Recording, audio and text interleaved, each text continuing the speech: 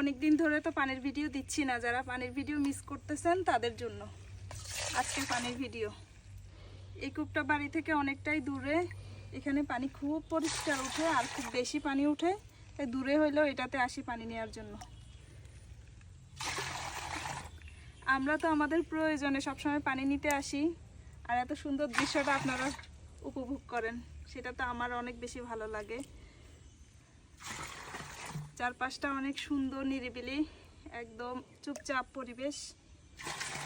বৃষ্টি হয়েছিল সকাল থেকে, আর এটাকে খুব পরিষ্কার করে নিতে হয়েছে। একটু বৃষ্টি হইলে ঝিরির পানি সব ঘোলা হয়ে যায়, কারণ চারপাশ থেকে পানিগুলো তো সব ঝিরিতে এসে পড়ে, সব দিকে একদমই ঘোলা হয়ে যায়।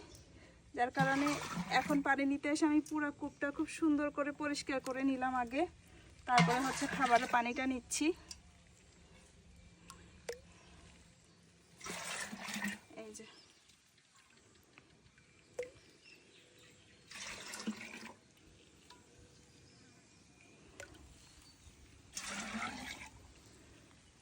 আরেকটা করে